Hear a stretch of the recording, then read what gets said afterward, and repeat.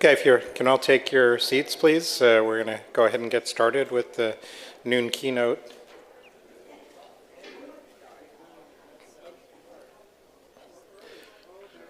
So I'm pleased to introduce the first keynote for this afternoon, which is Kathy Lee. She is a graduate of Virginia Tech and Virginia Commonwealth University and has extensive experience in medical education, as well as in government, and is currently the Director of Casualty Management Policy and Programs at the Defense Health Agency, where she also leads the Warfighter Brain Health Initiative. And this is really a pivotal time for that effort as we're in the process of wrapping up kind of 5 years of work on BLAST and TBI and charting a new course for strategic planning in those areas. And so I really look forward to hearing what she has to tell us all about that.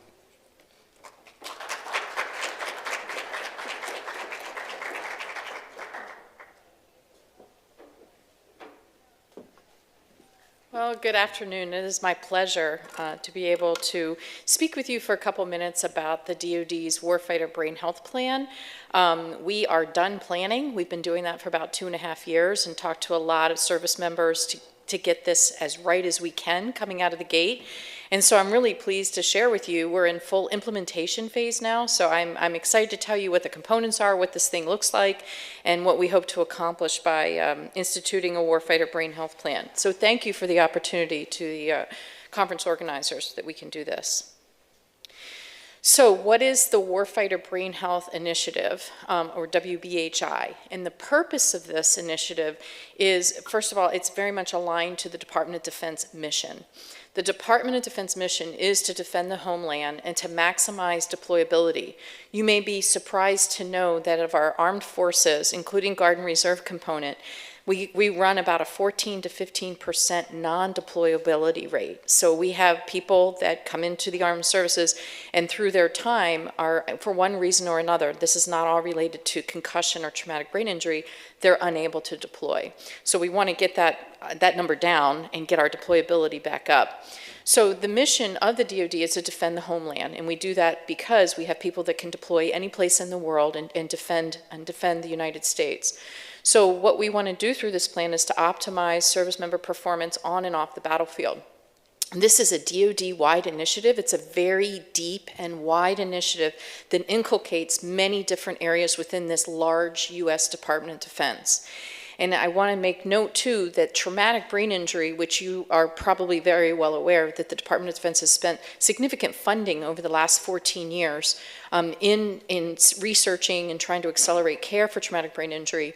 It is now integrated. It is embedded under this Warfighter Brain Health Plan going forward. So all things TBI are under a single approach.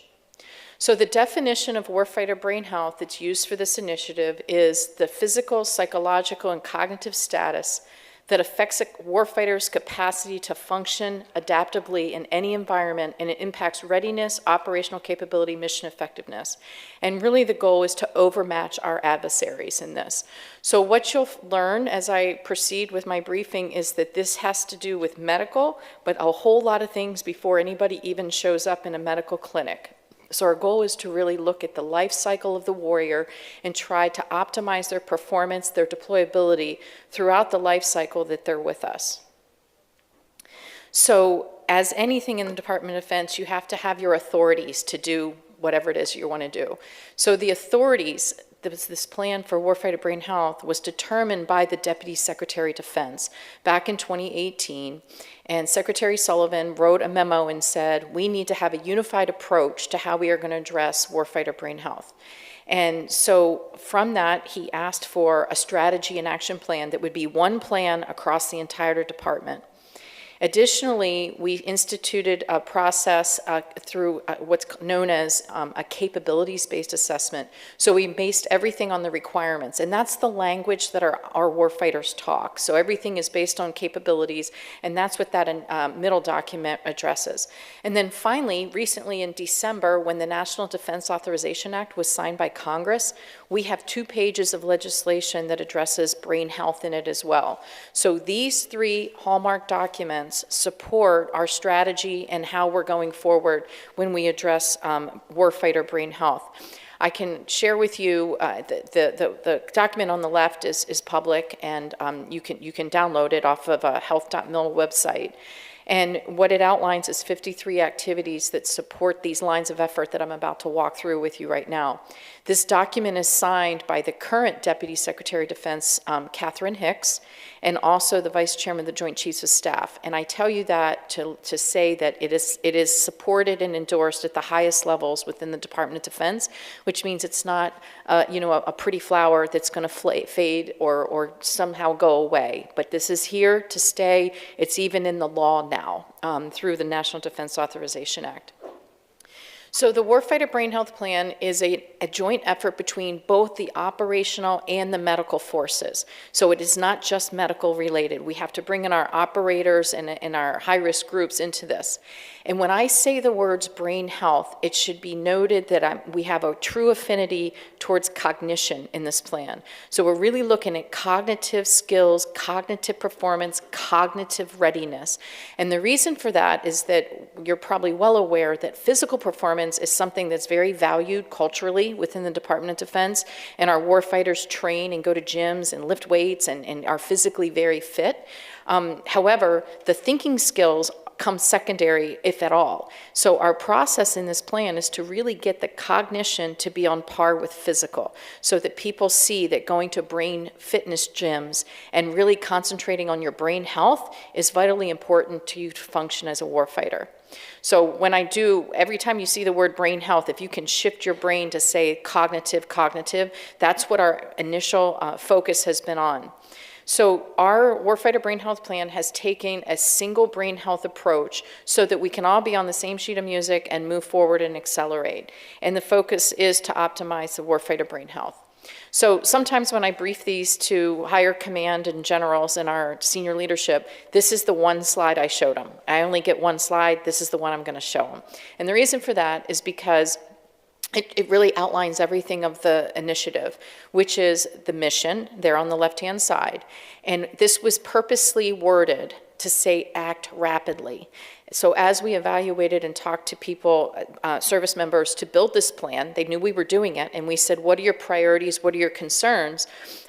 They said, there's a big disconnect between what you medical folks figure out and how it ends up being for our betterment. So we want you to accelerate that. And the other key thing that's really important is that they said, you don't need to give us the 100% well thought out, well validated solution. We'll take the 80% solution and we'll start there and we'll adjust fire as we need to. So that was very, very important as well. Feedback. So you can see the mission: act rapidly to produce products, practices, and policies that directly impact warfighter brain health, again, that cognitive affinity, and performance. And then the end state is to maximize that in all operating environments. And in a little bit, Dr. Roy mentioned BLAST. We're going to talk about, you think about BLAST being in a combat environment, but we actually see a lot of sequelae and symptom reporting in training environments. So you're just training on the stuff, and you end up getting some symptoms that sometimes mimic concussion. So the circle outlines 5 lines of effort, or 5 areas. It's how we organize ourselves. And I'm going to walk through these rather quickly, but there's 5 that support it. And the first line of effort is optimizing physical and cognitive performance. So again, we're trying to get those on par. Line of effort 2 is all about identifying, monitoring, and mitigating brain threats. General Friedrichs this morning alluded to the fact that this Warfighter Brain Health Plan is very much about prevention. So we want to identify threats and environments, be able to detect those and monitor and document them. And that's what our service members and veterans say, is I don't want to go to a provider and say I've been blown up 10 times. I want want it documented with the amount and when it was, and so that you have full records of that. So monitoring brain threats, and I'm also going to share with you an emerging brain threat that we have identified that we are looking hard to be able to understand it better and characterize it better so that we can mitigate it. And then line of effort 3 is really all things traumatic brain injury. This is when we start meeting medical. So in line of effort 1 and 2, you're not even in a clinic or a hospital or anything medical. You haven't met a doctor or anything. This is out in the field. And then if you see the word patient there, minimizing patient risk, this is where we want to prevent, recognize, and minimize the effects of traumatic brain injury. And that's through therapeutics and other indices that help with recovery and rehabilitation. Line of effort 4 has to do with identifying the late and long-term effects. So this is where chronicity, comorbidities, pain, PTSD, mental health issues all come into play so that we can better understand about our treatment regimens and timing for such, as well as the long-term effects, things that are found on postmortem sampling like chronic traumatic encephalopathy or interface astroglial scarring, which has also been found. And then finally, line of effort 5 is the underbelly to this plan. It's all things research. So it's trying to advance warfighter brain health science, and it's taking a new denominator. We used to call it traumatic brain injury research. Now we're calling it warfighter brain health science, so it can be more comprehensive, cradle to grave, looking at that cognitive part, looking at brain threats and its health and performance effects, and then segueing into the patient and how we can maximize our care for TBI. So this is, again, I call it the wheel slide. Happy to share that with anybody in the audience that would like to have a copy of that, and it's also in the package. So we're going to walk through quickly the implementation areas. You see there's 5 bullets there, and they each equate to this line of effort that I've discussed. So we're going to talk about cognitive capabilities, brain threats, minimizing patient risk. I'm going to talk a little bit in that section about our system of care for traumatic brain injury and how we have created this system-wide approach, and then understanding effects and overall improvement. So a slide on the cognitive capabilities. So through this initiative, the Warfighter Brain Health Initiative, we have now committed, and Congress told us to do this, every 5 years, every service member will get a cognitive test. They don't have to come to the clinic and be injured or have a complaint. They will get a baseline every 5 years, and we'll be monitoring that throughout their service member's career. And so you may ask, well, why do you do that? Because people have said, well, we want to be able to enhance and restore cognition as part of brain health. But if you don't have a cognitive test on the books, then how do you know whether you need to enhance it or restore it because it's been decremented? So all 3 of those documents I showed you on my 3rd slide have mandated and been endorsed that we will begin a cognitive monitoring program across the entire department. Additionally, and that's why venues such as this are so important, we are monitoring industry and academia for cognitive enhancement and restorative initiatives. And we know this cognitive capability and being cognitive ready to perform your military task is supremely important, again, to get our goal to overmatch our adversaries. So here's a picture of the National Intrepid Center of Excellence. We have Dr. DeGrava and some others that work at such a place, a beautiful institution there on the campus of Walter Reed in Bethesda, Maryland. And just to show you, we have the goal again, why are we monitoring everybody for their cognition every 5 years, is because it provides the opportunity to enhance through cognitive readiness approaches, as well as the brain fitness centers. We have one at Walter Reed, and also research to be looking at software products that help to enhance and make superior warfighters, because again, that goes back to our mission to defend the homeland. Additionally, if we find through that cognitive monitoring that it's been decremented, then we want to look at restoration strategies. And the VA and DoD have joined together, the Veterans Affairs and Department of Defense, to create a clinical practice guideline on COG rehab. So hopefully that'll continue to be a living and dynamic document as we look to restore cognition should we find it to be decremented as we do the cognitive monitoring throughout the whole department. So now I'm segueing to line of effort 2, and this is where we're monitoring brain threats.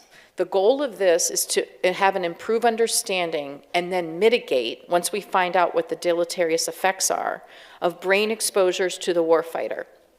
And this means that we can do self-report, but we all know that self-report can be biased and tainted by either ends, malingering or under-reporting. So we need to get more objective markers through quantifying what that brain threat is, through some type of detection and sensor.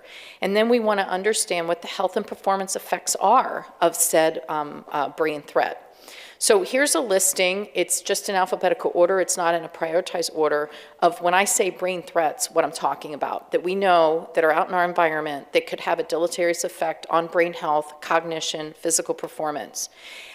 There's an asterisk by blast over pressure, and on my next slide, I'm going to talk about the blast work that we're doing to look at not just in combat, but in training paradigms, how blast over pressure has impacted health and performance metrics.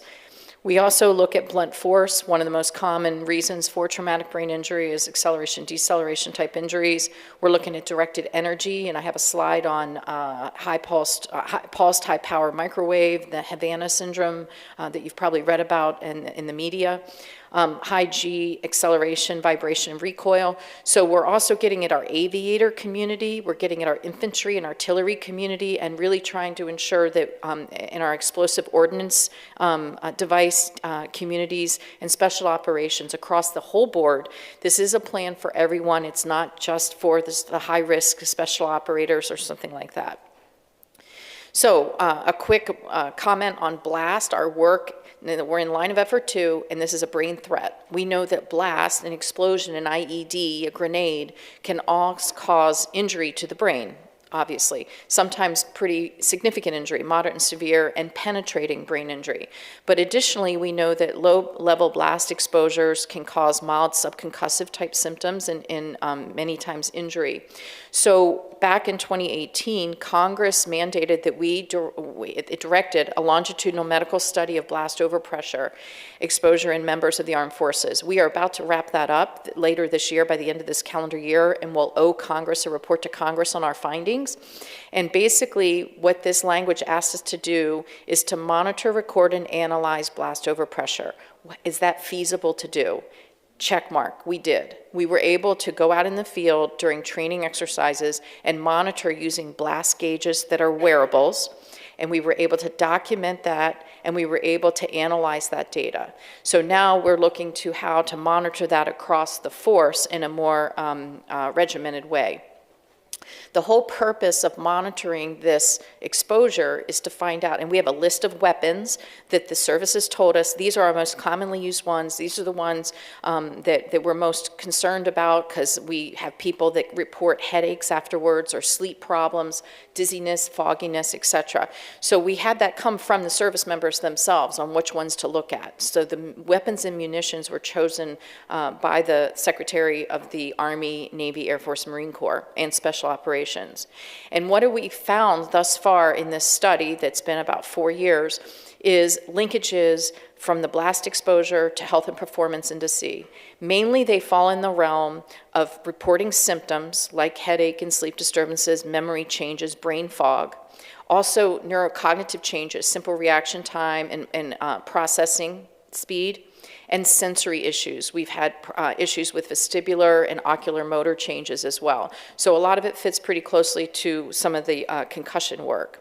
And then finally about blast, I wanted to mention that we are involved in many NATO human factors medicine groups that are looking to make this a worldwide engagement with blast over pressure and protection of our service members while they are training, so that we can obviously maximize the efficacy on the battlefield. So there are many international efforts that are looking at blast over pressure and how to get that addressed. So another brain threat, we're still in line of effort 2 here, is monitoring the brain threat of anomalous health incident. That's what AHI stands for. That's the official name of what you've probably read in the lay press called Havana syndrome. And this is when members of embassies, it started in Havana, Cuba, and in 2016, where people heard a loud sound or had pressure or heat, and that was followed by some pretty uncomfortable symptoms that many times didn't resolve and endured.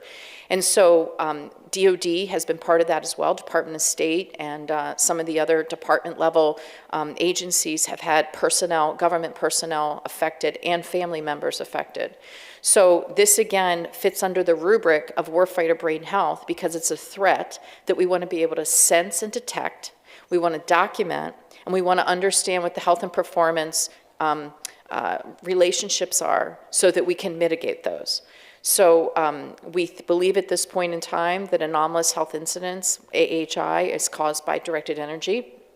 And for that reason, of it being such an emerging brain threat, the Secretary of Defense has stood up, started a cross-functional team. So for 12 months, there's 12 people that are looking at this full-time. Somebody from General Friedrich's office is part of that as well, and the intelligence and security community is tightly linked to this as well as and also our research to try to explore what the culprit is here. So a lot being done in this lane of anomalous health incident. So I've only shared with you 2 brain threats, blast, and anomalous health incidents. There's many, many more, but I wanted to show the ones that we have the most significant engagement going on, and also the ones that seem to be emerging and can be quite critical to our force. So I'm going to now segue into patient care stuff, maybe something that's a little more familiar for most of us in this room. I'm going to quickly share with you our pathway of care, a few innovations, and a little bit about how we take care of patients that have traumatic brain injury within the DoD. So General Friedrichs alluded to the Joint Trauma System. And this is where combat casualty care takes place. And of course, we are planning for the future engagement and involvement in conflicts. So prolonged field care is something that we are studying real hard. We know that our future state of war may be that a casualty may have to stay in the desert or wherever for a little while, 2 to 3 days. So we're trying to equip and have enough data to make mindful decisions about evacuation. We only want to evacuate you if that's absolutely necessary, but there's going to be a lot more care that's going to be happening in what we call a Role 1 or a Role 2 facility, and that's in the theater of war. So that's something that we're really targeting right now as point of care delivery devices and therapeutics so that we can offer that care right there on the battlefield. Additionally, once you get back to the United States, the Defense Health Agency, or DHA, has a TBI program and pathway through 4 different categories of programs. Category 1 is like your level 1 trauma center, and it goes to a category 4. And through the Defense Intrepid Network for Traumatic Brain Injury and Brain Health, we're able to collect a lot of patient-reported outcomes and patient data, and they are a subset of the pathway of care that really looks at the more comprehensive and integrated approaches to take care of patients. So here is that pathway of care, that's that part, and you can see from the map some of the locations. There's 11 centers, and then recently Launchstoel Medical Center over in Germany has been added to this, as well as a Joint Base Elmendorf-Richardson up in Alaska. So these are centers that have multidisciplinary approaches to traumatic brain injury and other comorbidities, also that segue into that line of effort 4 that we were talking about, and we're going to talk about in a second. So we have a lot of novel therapeutics that are being conducted at these specialized centers that have specialty services. And we also are in conjunction with providing these services that appear to be really improving outcomes in patients. Additionally, we are studying this empirically so that we have the published literature. But I do go back and say what I said in the first paragraph when I came up, which is that 80% solution is vitally important here, is that we can no longer wait for the perfect answer and to be sort of admiring it and waiting for everything to be all together. We're going to be pushing things out, and then we adjust as we need to, and that has served us pretty well thus far.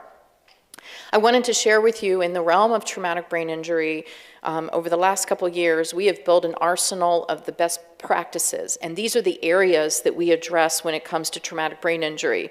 We have a tool that you may have heard of called the MACE. It's the Military Acute Concussion Evaluation 2. So it's been revised to add vestibular ocular motor system, or the MOMS test, to it. It has standardized assessment of concussion for cognitive indices. It has vestibular evaluations as well. So that was revised recently, and this is our worldwide tool that's used, and service members are trained up on it. Our combat medics and our corpsmen are trained up on it, and that's to be used at a roll 1. You don't need any equipment, you just your hands, and you're training your brain to be able to evaluate somebody with concussion.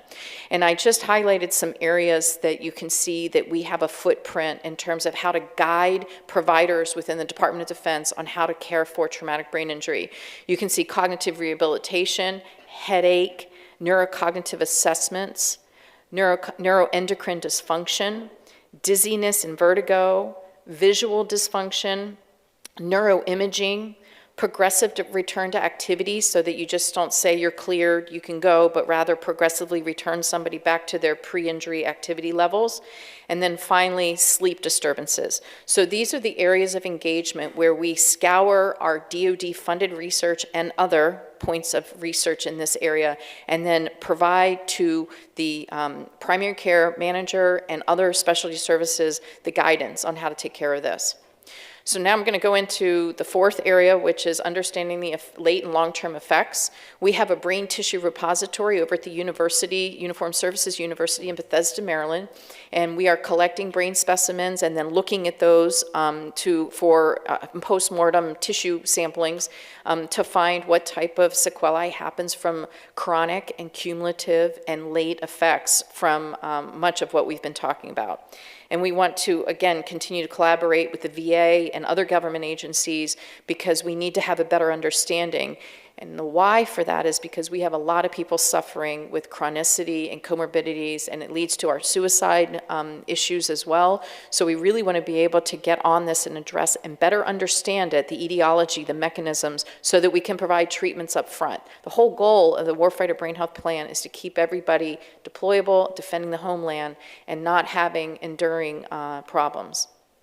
So last line of effort here, and I'm going to be wrapping up, is improving the overall performance. As I mentioned before, we have a strong history of supporting traumatic brain injury research. Now we're changing that denominator and calling it Warfighter Brain Health to include all the components that I've discussed. So we're looking at cognition, blast-related research, research into this anomalous health incidents, impact, chemicals, toxins, etc. So we are changing from an injury-only model to a threat prevention model going forward. And this includes both of our medical and non-medical research programs, which is a heavy lift because we have a lot of places conducting research throughout the department in this space. So I have 2 quick slides on research highlights. I wanted to just discuss a few things that we believe have percolated to the top of what DoD is contributing to research in traumatic brain injury and warfighter brain health.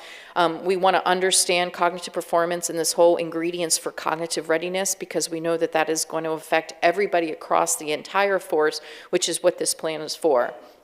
We also are really trying to explore this relationship and thresholds between saying you've been exposed to something like blast and you've been injured by that. And so the thresholds that move you from exposure to injury are unknown, and we're in the process of trying to better understand that through the health and performance indices.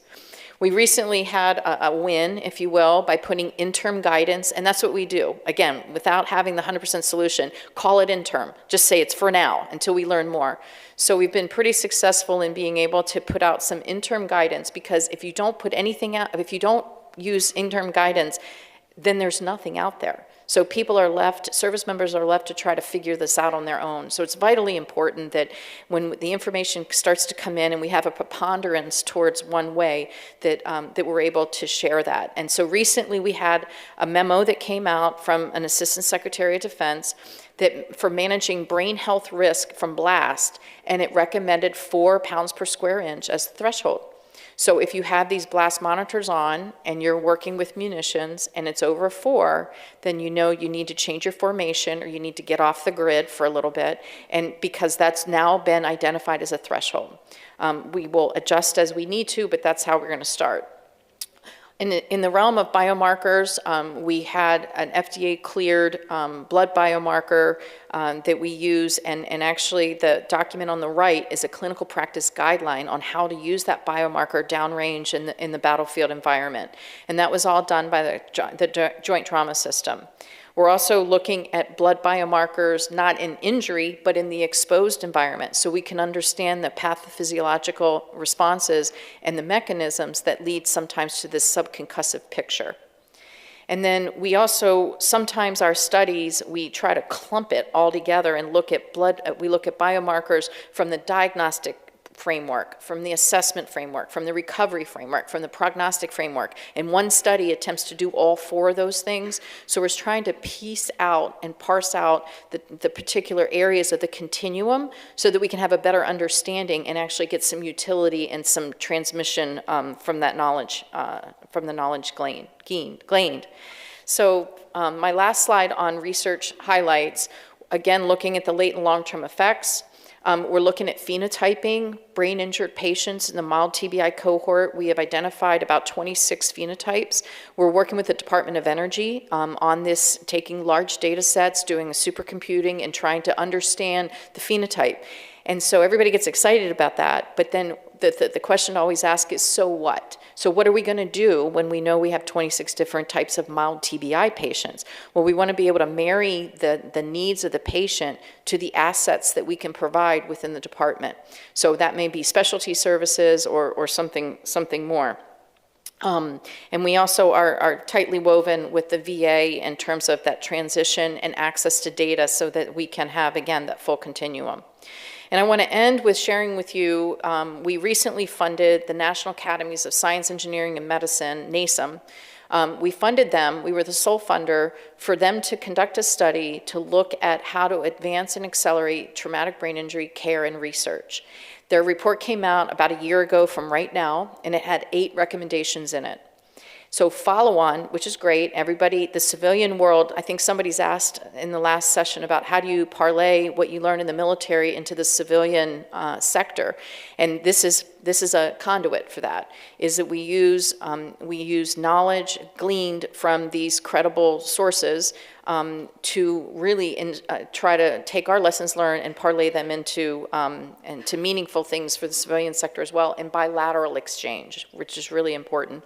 So a forum on TBI has been created, and this is the aftermath of the report. So the report's come out, there's 8 recommendations. Now we have a follow-on going on with a group of folks that have been established to look at different major stakeholders within the federal government. We have 4 federal agencies that are represented in this forum. We have Department of Defense, Health and Human Services, the Department of Transportation, and the Department of Veteran Affairs. So 4 out of 12 of us sit at the table as we go through some of the TBI issues. We have formed a TBI Action Collaborative, and this is really to try to target follow-up care for people with mild traumatic brain injury that go into the emergency department or a one-time visit to an urgent care, and then they sort of fall off the face of the earth. And we know we have a big gap because that leads to chronicity and a lot of problems later down the line. So we're addressing that. We're also looking at improved TBI classification so that we can get to a better understanding of what that diagnosis looks like instead of just saying mild TBI, and it can be very wide and deep. We're looking at biomarkers I've already alluded to, and then looking at those post-acute TBI care models. So the key to success for brain health for us has been taking a system-wide approach, which is a very difficult job because we are very large and everybody has their own culture out there. Additionally, we are looking at our clinical tools that we have developed that I shared with you, and then really having a way to translate clinical findings immediately into the operating environment, and that's really important for us too. So what I hope I conveyed was this Warfighter Brain Health Initiative, the 5 lines of effort to know that it's not just about medical but operational as well, and it's very threat-based with the goal to do prevention and trying to optimize brain health, which we're looking at cognition across the life cycle of the warrior. So thank you for your time. We might be out of time for questions.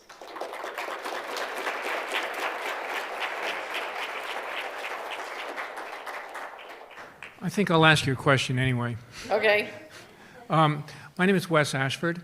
I'm the director of the War-Related Illness and Injury Studies Center at the VA in Palo Alto, and my colleague Matt Reinhardt, who's the director of the one in Washington, D.C., and they're specifically focusing on the Havana syndrome there.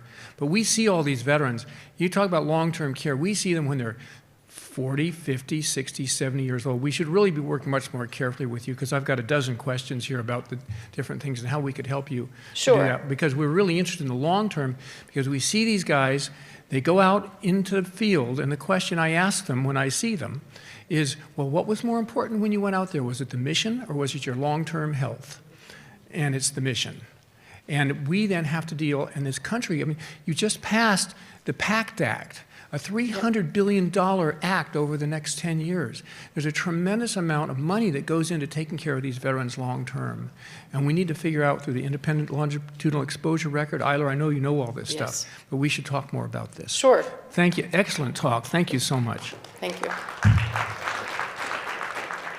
It's the same excellent talk. I was once a member of a NATO MTBI panel years ago, and this has evolved beautifully. My question is, I'm a psychiatrist, so the mental health is my perspective, and there's such a high comorbidity with MTBI, TBI, with PTSD and other mental health disorders. Is there any collaboration in the program? So I didn't see it reflected that much. Could you say a few things about it?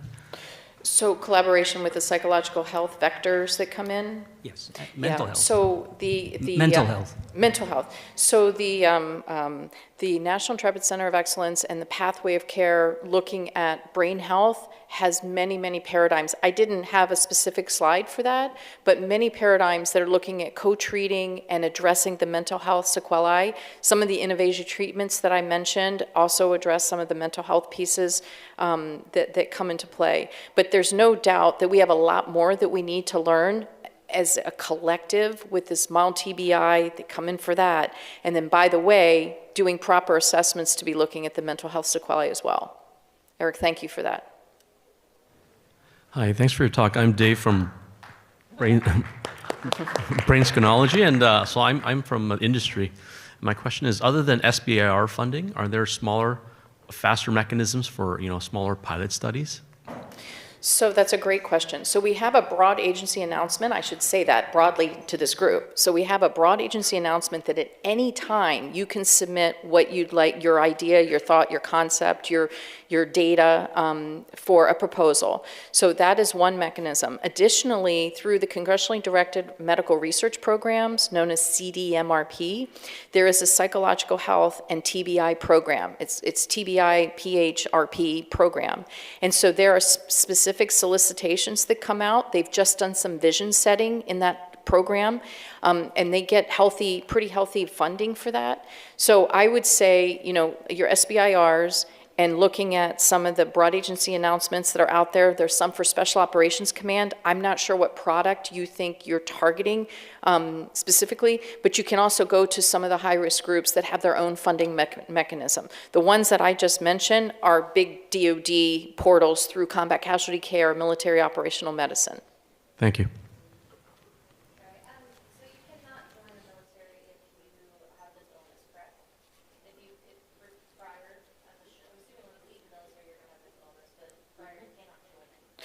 So the evaluation for a candidate or a recruit would happen at a military entrance processing station, or called our MEPS. So that's where a history and really going through, when you say have mental illness now, that's where that's evaluated.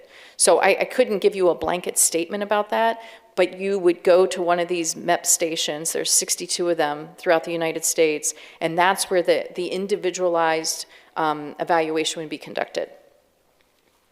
Thank you so much.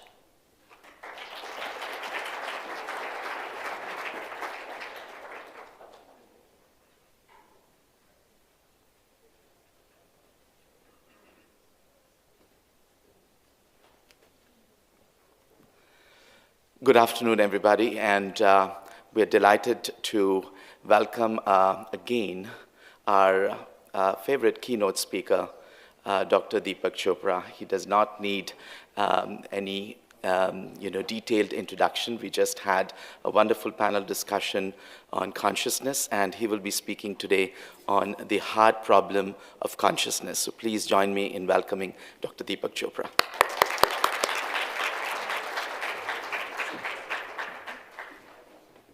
Thank you. It's always a great pleasure to be with you every year. So far, I haven't missed a conference in a few years. This year, I'm delighted to also be accompanied by two of my forthcoming authors. A new book, Jack Jasinski, quantum physicist and cosmologist, Brian Fertig, Dr. Brian Fertig, who's a specialist in quantum metabolism, and we have a new book coming out. So thank you for joining us, Jack and Brian. If you go on the internet and you just type out the following question, and the question is, what are the 125 open questions in science? You'll come across several lists. The first one was in 2008, published by Science magazine. And since then, the list hasn't actually changed much, except the sequence of some of the questions. So I think you'll find a consensus that the number one open question in science today is, what is the universe made of? What is the universe made of? And you'd think that's a simple answer to that. The universe is made of force fields, electromagnetism, strong and weak interactions, gravity, etc., etc. There's a problem with that theory. That's a nice construct, but most of the universe is actually unknown or unknowable. 70% of the universe is a mysterious entity called dark energy, cosmological constant, which is theoretically expanding the universe or the space between galaxies faster than the speed of light. That leaves only 30% of the universe that remains, of which about 26% is dark matter, so-called because it's invisible matter, but also called matter because it supposedly bends space-time in the same way as regular matter and is responsible for most of the gravity of that's there in the universe. And that's, we don't know what it is because it's not atomic. And you can't interact with something that's not atomic because you're made of atoms too. Everything that we see is made of atoms. If something is non-atomic, we have to hypothesize something that is similar to atoms but not atoms. So we don't know what it is. 4% of the universe remains, which is atomic, of which 99.9999% is invisible interstellar dust, which can't be seen. So it's presumably hydrogen and helium, which was made sometime when the Big Bang occurred, or thereabouts. So the visible universe, which currently is supposed to be 2 trillion galaxies, 2 trillion galaxies, look it up, 700 sextillion stars, I don't know how to write that, but it's a lot, and uncountable trillions of planets is less than 0.01% of what's there, less than 0.01%. 2 trillion galaxies, 700 sextillion stars, possibly 60 billion habitable planets in just the Milky Way galaxy. You say, how do they even come up with these numbers? And these are based on mathematical possibilities of biospheres. You know, if a planet has the right temperature like we have, not too cold, not too hot, the right amount of light, the right amount of biosphere, oxygen, even gravity, a lot of mathematical constructs, then life is not only probable, it's more than probable, it's almost certain. So with that estimate, 60 billion habitable planets in just the Milky Way galaxy. Multiply that with 2 trillion galaxies, and the universe is teeming with life as we know it. That's current thinking. The problem with all this is that the atomic universe is made, as you know, of atoms, and atoms are made of particles, and particles, as we heard this morning from our experts, have a dual nature. When they are measured, they appear as particles that are apparently physical entities with mass and energy, but when they're not measured, they evolve into waves, and these waves, unlike waves of the ocean, which are made of water, and waves of sound, which are made of air molecules, the waves that make up particles are made only of possibilities. And these possibilities exist only in mathematical space. So what's the universe made of? The shortest, simplest answer is it's made of nothing. So which leads to the second actually open question in science. If it's made of nothing, then why does it look like what it looks like to you and me? Why does it look like this room, or these flowers, or your own physical body, or the human brain, or the stars and galaxies that you see, or rocks and plants and bacteria and giraffes and hippopotamuses and all these objects that we see out there, obviously, don't seem to be made of nothing. And this leads to the second open question in science, which is what's the biological basis of consciousness? How does the brain produce what we call experience? And this morning we heard self-evident truths. There is experience, we can't deny that. The experience evolves in time, we can't deny that, and all experiences right now, we can't deny that. That was very good, thank you for that insight. If the universe is made of nothing, how does our brain, which is also made of nothing, produce this? Okay, that's the hard problem of consciousness. Right now, even though we presume that all experience occurs in the brain, and of course if you have brain injury, experience is altered. If you have anesthesia, there is presumably sometimes no experience. If you're dead, certainly there's no experience. So why is this a hard problem? And it's a hard problem because none of the neural correlates of what happens in the brain during experience actually explain the experience. Right now you're looking at me, all that's coming to your eyes are photons. All that's going to your brain is an electrical current, otherwise known as action potential. All that's happening in your brain is electrochemistry, but you're seeing a room, you're seeing your own body, you're seeing these flowers, you're seeing everything else. You're even actually experiencing thoughts and wondering about the experience you're happening. Where is that happening? If I put a knife through your brain, everybody here acknowledges the brain doesn't experience anything, not even its own pain.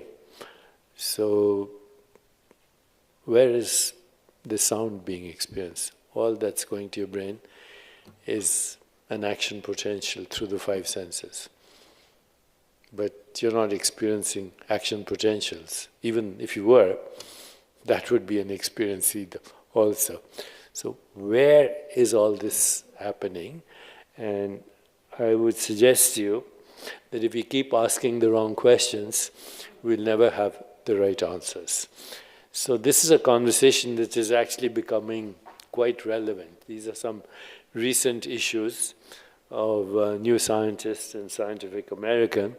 And so these are very important questions that are now moving from the domain of philosophy into the same domain of science as well.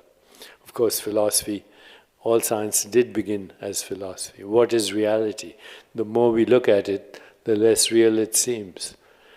Is your body doing the thinking, or is your mind doing the thinking? I think it's the brain, but usually in English with an Indian accent. How big is infinity? You keep dividing infinity, you keep getting infinity, and so on. How did we learn to speak? Now, if you look at something called deep history, you'll find that according to most deep historians, up until 30,000 years ago, when something called the cognitive revolution occurred, there were 8 different types of human species. We call ourselves Homo sapiens, which means the wise ones. We were humble enough to give ourselves that name, but we gave names to other humanoids, Neanderthals, Floroenses, etc. And apparently all these humanoids, all these 8 different types of humans, had a language, but the language was only for danger, for mating calls, and for food, because that's how we survive. That's just about every other species has a language for reproduction, mating calls, mating opportunities, food opportunities, and danger. But then there was one species, Homo sapiens. We created a language for stories. And with stories, we created models and constructs of experience.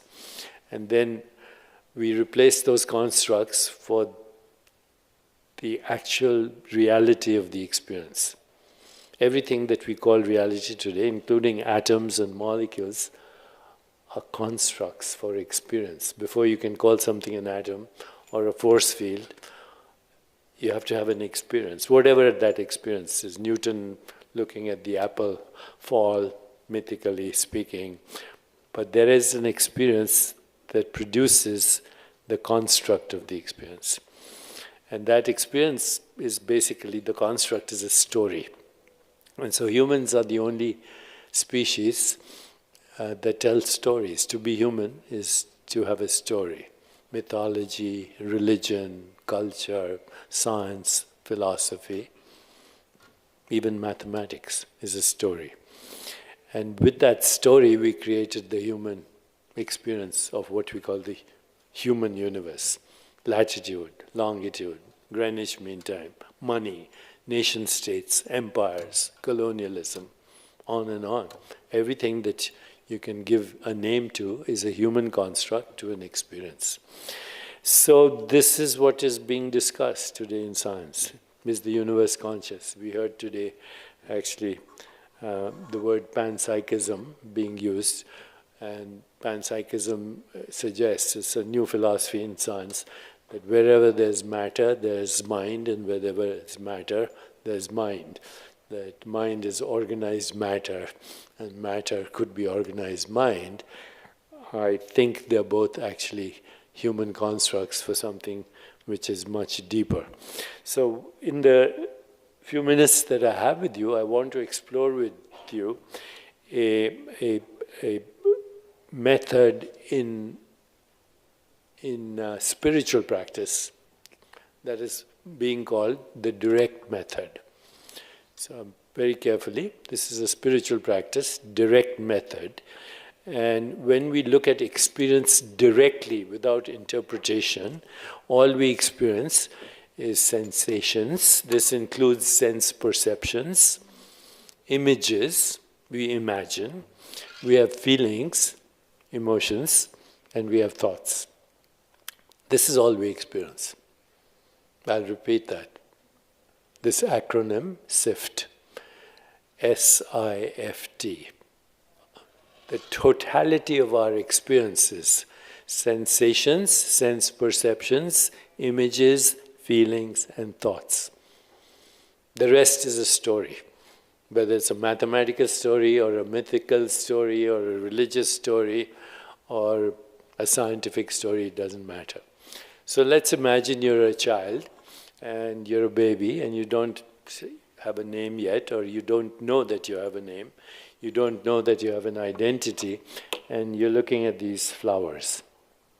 You have no idea that humans call this experience flowers. So let's guess what your experience would be if you didn't know the word flower. Visually, your experience would be color. That's it. Color, shape, and form. The word flower is a human name given to the visual experience that we call color.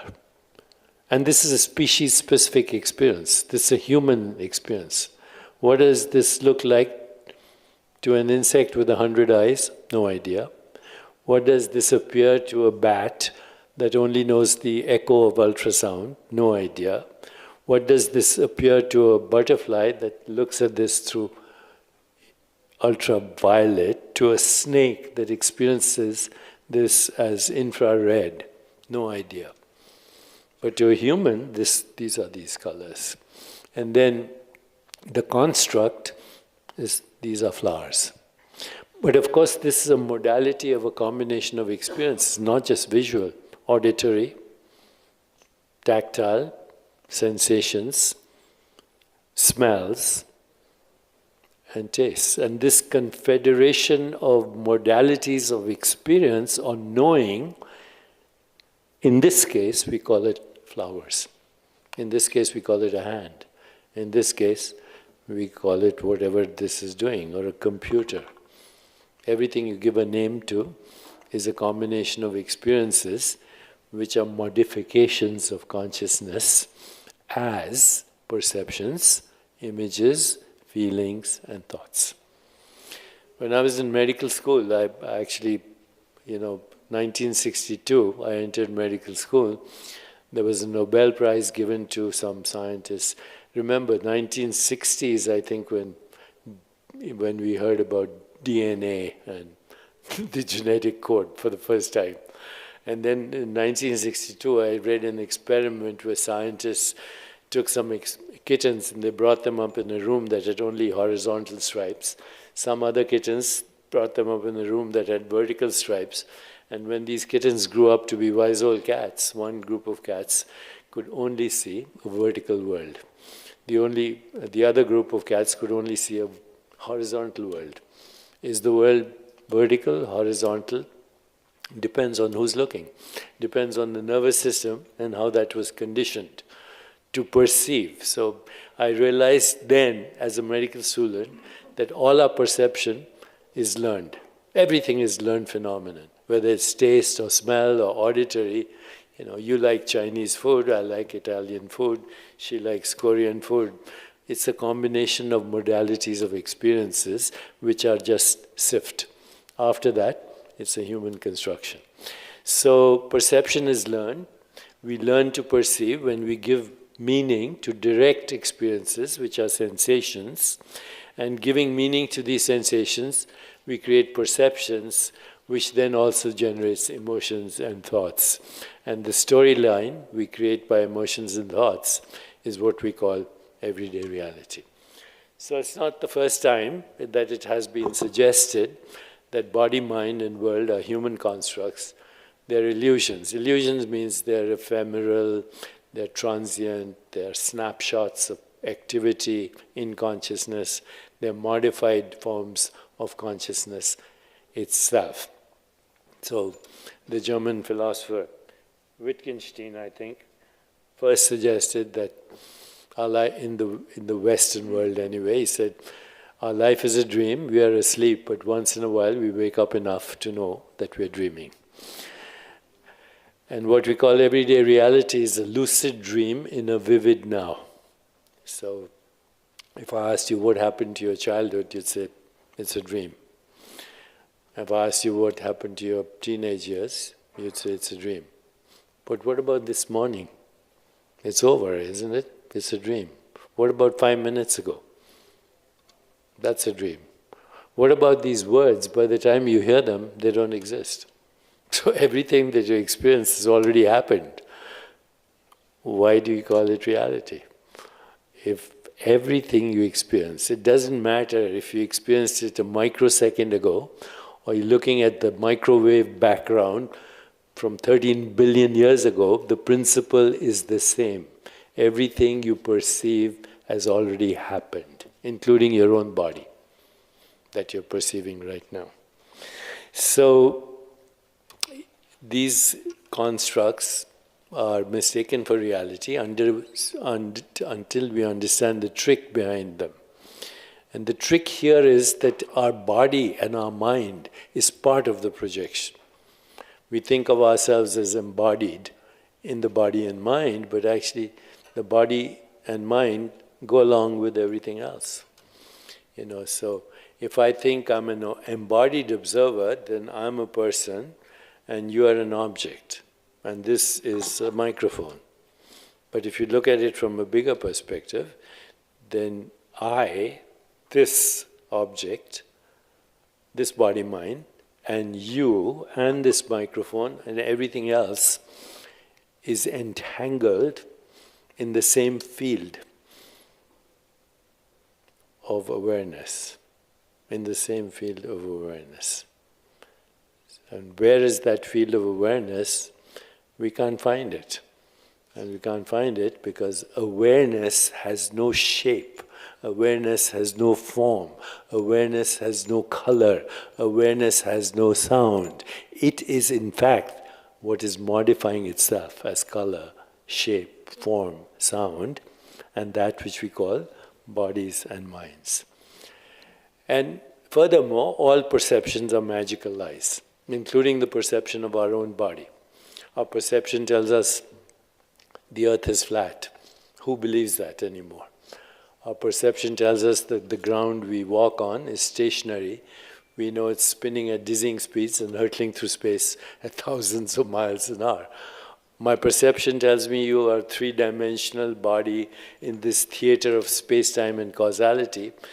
But actually now we know your body is proportionately as void as intergalactic space. If I could see you as you really are, I'd see a huge emptiness with a few scattered dots and spots and some random electrical discharges. And even those scattered dots and spots and electrical discharges are actually modified forms of the same emptiness. Call it quantum vacuum, or it doesn't matter what the name you give.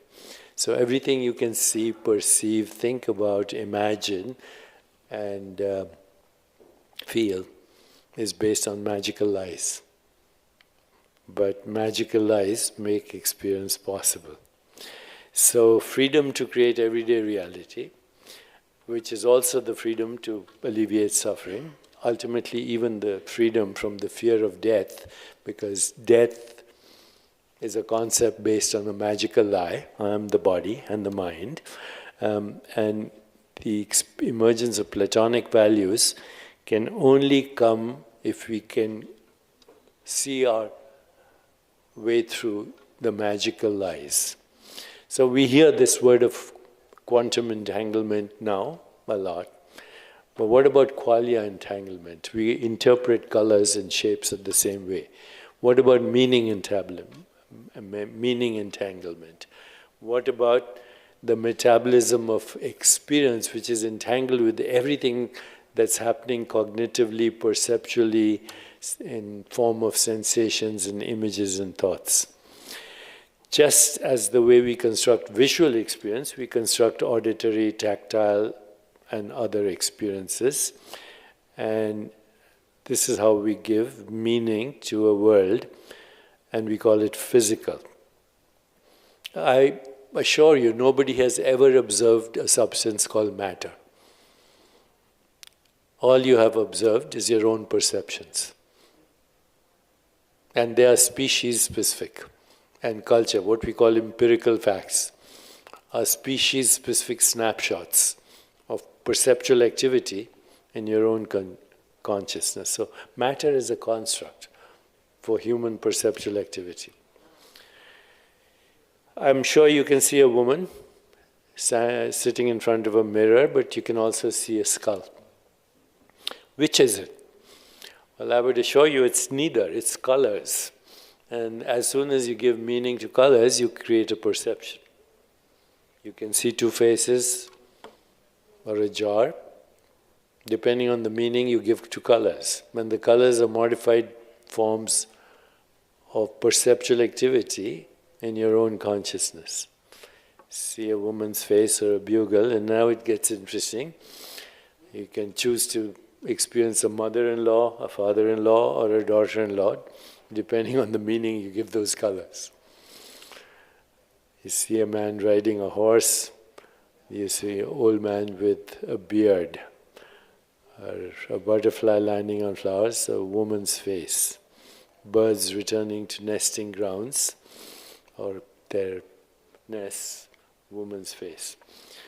See a backdrop of mountains, sky, and horses in the front, or a woman with long locks.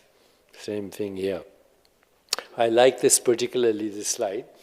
It reminds me of a poem from William Blake, where he says, "We are led to believe a lie when we see with and not through the eye that was born in a night, to perish in a night, while the soul slept in beams of light."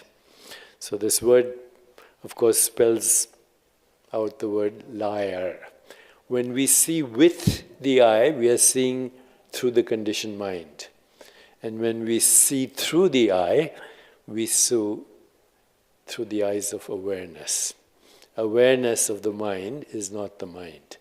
The mind is a modified conditioning of awareness. And so everything you see in this picture is not there in the picture. That face that you see is not there in the picture. The dragons, the whole thing is constructed in consciousness. And this is how consciousness conceives, constructs, governs, and becomes everything that we call reality, including that which we call the mind, the brain, the physical body, and the physical body that goes along with the physical universe, which is very species-specific experience and frequently culture-specific experience. Story, in other words. So I think you'll enjoy this painting. The face that appears is not in the picture. Look for the face and you will not find it. So with this, let's then go back to some ancient wisdom traditions that say consciousness is fundamental, that it is without cause, that it is formless, that it is spaceless, that it is timeless, that it is modifying itself in the matrix of relationship as what we call experience, and the experiences themselves are species-specific. And humans, or human consciousness, has this extraordinary ability to name an experience, to construct an experience, to conceive it, to perceive it, to embed itself in it, and to actually call it reality. So with this idea in mind, I wrote a book a few years ago called Meta-Human, thinking I thought up the word, but actually, as I looked at the writings of Abraham Maslow, he used this word, meta-human. Meta means beyond, and human means beyond the conditioned human mind. Ever since the cognitive revolution, we are basically products of conditioning, cultural conditioning, religious conditioning, historical conditioning, economic conditioning, and now scientific conditioning. Actually, you can't move your hands or listen to me or do anything unless all your ancestors are alive in your genes right now. Every single ancestor that you've had, human, animal, microbial, is alive in your body right now. And if genes are the embodiment of experiences and epigenetics is the further ramification of modulation of experience, then what you're experiencing is the conditioned mind since the dawn of human history. And this is how we mistake the map for the territory, the menu for the meal. And so spiritual traditions say if you can stop, pause, take a few deep breaths, observe your experience without judging it, tune into the wisdom of the body, transcend the experience, and be a witness to both the choices you're making and the experiences you're happening, then you'll wake up to the source of experience. And this waking up to the source of experience takes you beyond the conditioned mind, which is recycling in deep sleep, dream, and waking state. There's something called experiencing the observer. So right now, as you're observing me, please try this. As you're observing me, be aware of that which is observing. and you feel maybe a still presence. That's the observer. We can go through an entire lifetime without being aware of being aware, the observer. And that in spiritual traditions is called soul consciousness. Where is that soul? It doesn't have a location. Okay, it's entangled with all other forms of awareness. And then if you abide in that, there's something called non-local and local awareness simultaneously. Everything that happens in the biological field is happening both locally and non-locally. How does a human body think thoughts, play a piano, kill germs, remove a toxin, make a baby, all at the same time? That's an entangled activity. But yet your body also does things linearly, locally and non-locally. When you have that experience, that's another state of consciousness. And so on and on. Consciousness, as it evolves, shifts into different states of biology, different brain states, and different perceptual and cognitive states.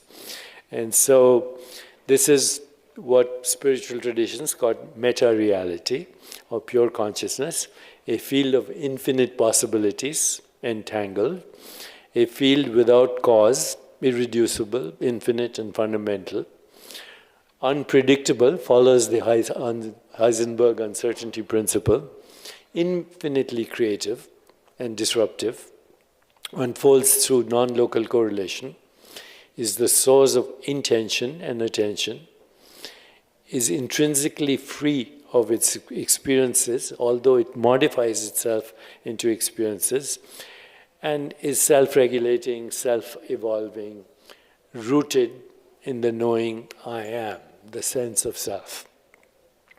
And we've been doing now some studies when people who come to these retreats where they practice metacognition, and this is what we find: a shift in sense of self from mind and body to awareness, a shift in emotions from fear to the entanglement of relationship, which we call empathy, compassion, love, a shift in perception, which means the ability to have non-local experiences, even perceptually, dormant non-local potentialities that are frequently referred to as psychic experiences, a shift in memory, where the memory is sharper and yet you're not victimized by it, and then what people have always called higher consciousness, insight, intuition, vision, creativity, flow, transcendence, and ultimately the loss of the fear of death, because consciousness is not subject to birth and death. Only mind, body, and the experience that goes with the body of the world are subject to it. So yoga is ultimately the practice that takes you beyond all systems of thought. In the Eastern spiritual traditions, yoga is not a system of thought. Yoga is a practice that allows you to understand the rules of, or conditions of social and emotional intelligence, the ability to modify your perceptions, the ability to cognitively perceive not only your perceptions, but the source of all those perceptions, and most importantly, focused awareness, meditation, and transcendence.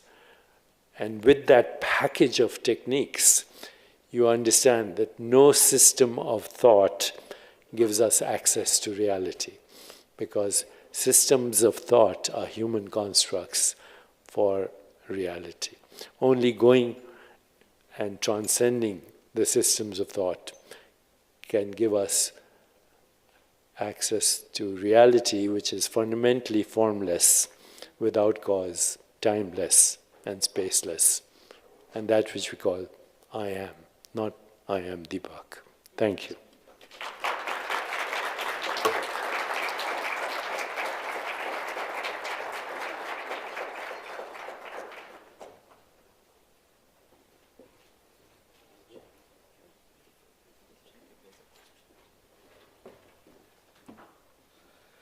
Before we let Dr. Chopra go, if there are any questions, please feel free you want to ask, go ahead. Thank you.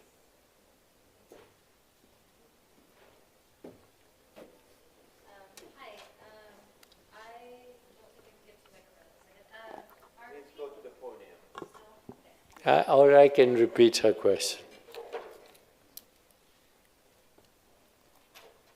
While she's doing that, just thank you very much, Dr. Chopra, you, for your thank you. great presentation. We are actually collaborating with Dr. Chopra's foundation on a series of initiatives, including our Neuroscience 20, which is a global mental health, brain, and spine. And we're honored and delighted to have him here as a keynote with us. So please go ahead.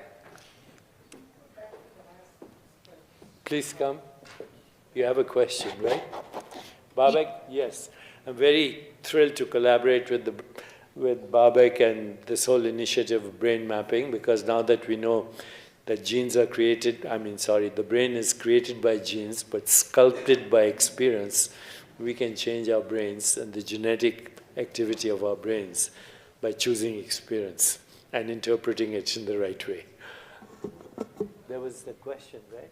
Yes. My name is Kiera Rain. I'm with California Brainwaves. It's a nonprofit for people with brain and developmental disabilities. I'm the founder and executive director. So my question is, in your personal opinion, are people with psychosis on a higher level of awareness? Is it a brain disorder? Well, I think sages, psychotics, and geniuses share higher level of awareness. The difference between a psychotic and a genius is that the psychotic cannot integrate it with this collective hallucination that we call everyday reality. This is a socially induced hallucination as well. I appreciate your answer. Thank you so much. I have one question. So, thank you. It was an interesting talk, and to be very honest, I do not understand anything. So I'm very low in consciousness. So just to understand what you said, maybe I got it wrong. You said that consciousness cannot exist without matter, and where there is matter, there is consciousness. And by extension, the whole universe is conscious. Is that my correct understanding? No, I was stating the thesis of panpsychism, which says that matter is organized mind and mind is organized matter. But I was not agreeing with that philosophy.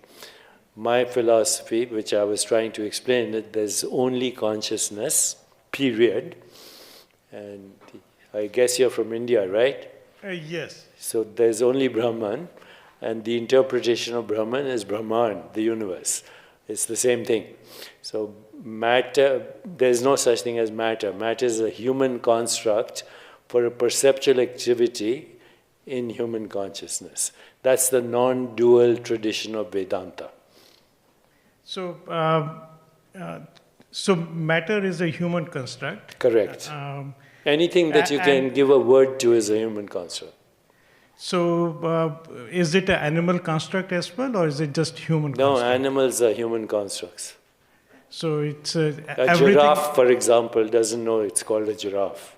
No, but the matter itself. So you're saying matter is human matter construct? Matter is a human name for this experience. Hard, this smell, this look, this shape. As a human experience, this is the name we give matter.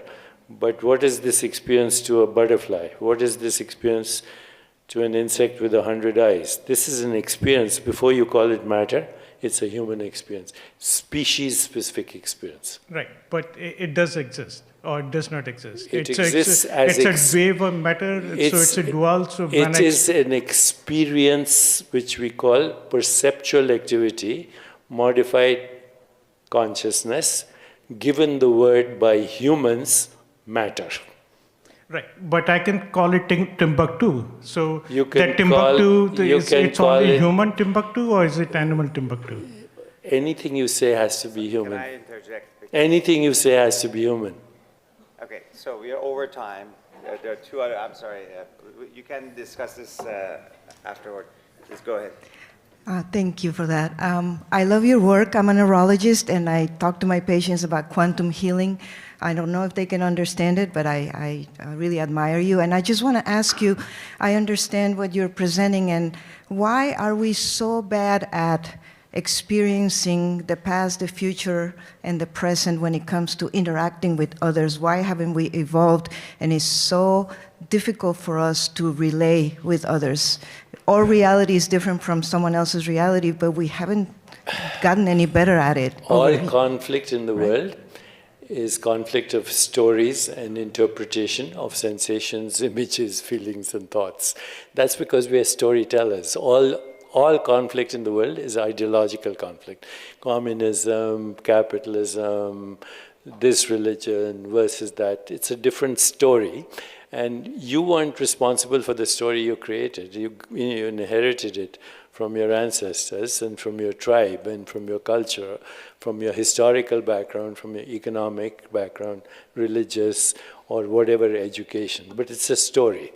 So the conflicts are conflicts of stories, and that's the price you pay for being human. You can construct the human universe, but you can also destroy the human universe. You can make nuclear bombs. You can create divine AI technologies with machine learning, with self-regulation, restoration of homeostasis, and creating all these technologies for extending health span that you were talking about. So this is what it means to be human. And it also means that it causes disease, right? It's causing disease. Yes, a lot and of disease too, yes. Okay. One last question over here, and we are adjourning. Thank you. Earlier you talked about the brain being plastic, and the plasticity is due to our experiences. Correct. My question is, as we're aging, does this plasticity slow down, the plasticity of the brain, does it slow down? Or because of our aging and lived experience, it is enhanced? It slows down because, again, of social conditioning. If you are conditioned to believe you should retire at 65, go to Florida at 70, end up in a nursing home, that's what you'll do. But if you question it, then of course we have all this new evidence. Only less than 5% of disease-related mutations are fully penetrant. The rest are epigenetic. Furthermore, most of the genetic information in your body is not in human. You have only 25,000 human genes. You have 2 million to 20 million bacterial genes. And if genes are the basis of genetic information that ultimately sculpts what we call the body, you should be able to extend health span, lifespan, as this morning's discussion, without any problem, because less than 5% of disease-related gene mutations are fully penetrant, and for that you're going to have gene editing. So theoretically, you should be able to extend lifespan indefinitely as we embark on the next frontier of neuroplasticity, epigenetics, genetics, and a deeper understanding of consciousness. How do we metabolize time? Because it is time that is metabolized as what we call aging. Thank you. Thank you very much. Excellent talk. Thank you very much, Dr. Chopra. Thank you, all of you. We are a little bit over time, and we will go straight to the sessions. Thank you.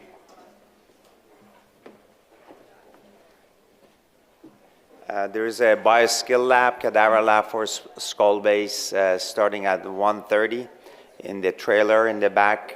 Those of you who are interested to observe, we are doing skull base neurosurgery.